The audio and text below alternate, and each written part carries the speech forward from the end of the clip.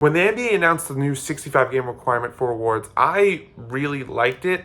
I didn't think it was necessarily going to change the outcome of any award just because we're talking about awards. We're talking about you are literally the best of the best. You are the number one person for that award. And that's a pretty high bar to clear, whether it's MVP, Rookie of the Year, Defensive Player of the Year. Like, that's a really high bar to clear. And so if you're not playing 65 games anyway, you're probably not going to win it. So I didn't think it would change anything about that, but I liked it from the standpoint of if it gets more guys to try and play more games because they feel like they still have a shot at an award, like that's good. The more games that more guys play, that's better. What I didn't know when it was announced, though, was that the 65 game requirement also matters for All NBA. And the reason I wanted to talk about it today was because, we're starting to see sort of that requirement impact come up more and more as the season is nearing its close, where a lot of guys we're now finding out are just like automatically disqualified. The biggest example from last night, Donovan Mitchell missed the game against Phoenix. That was his 17th or I guess 18th missed game. And that just like automatically disqualifies him from All NBA. And the reason I wanted to talk about that is because with Donovan Mitchell in particular, there are a lot of guys who it's happened to already: Kristaps Porzingis, Julius Randle, Jimmy Butler.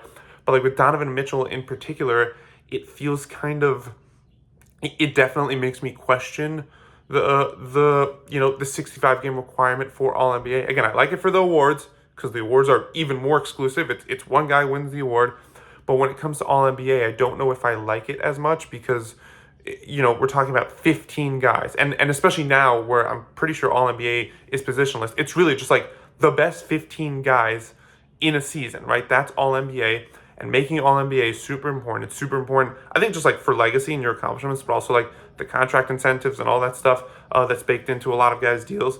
But with Donovan Mitchell, it feels particularly icky because, despite obviously missing 18 games, he's been one of the 15 best players this year. His numbers have been elite, but more importantly, Cavs are unexpectedly number 2 in the East. It's even more impressive when you consider that Darius Garland and Evan Mobley have both missed chunks of the season. Like, Donovan Mitchell has been one of those guys. He definitely deserves an All NBA spot. So for him to just now like automatically like not going to get it, I don't really think it's fair because again, there is something to be said about again, like I sort of said with the award, there is sort of that with the All NBA where like if you're not playing 65 games, what kind of a case do you really have? I know that's a big factor for some people who vote in the All NBA, where it's like, hey, you might have been putting up better numbers and you might have been more successful, but like if you're just missing like a larger chunk of the season than another guy, like that has to matter. Like the best ability is availability. It happened, I remember, with the 2021 MVP where Joel Embiid was putting up these insane numbers. Philly was number 1 in the East. It was totally his to lose, but he missed 20-something games, and Jokic didn't, I don't think, missed any. And so it's kind of like we can't really, in good conscience, give it to the guy who missed 20-something games if everything else is like sort of similar. And so I get that happens with All NBA. I guess my concern, though, is that, when you put in the 65 game requirement, again, for All NBA, where you have a much larger, group of people to give the award. It's not just one person getting the honor. It's 15 guys. I think you sort of remove the openness to interpretation based on how the season is going, where, there might be some years where a guy definitely has to play 65, 70 plus games because the talent pool is just so competitive, especially at the guard spot where there's so many talented guards. I mean, the amount of guards, you could probably make an All NBA 4th team with just the amount of talented guards who are definitely going to get snubbed.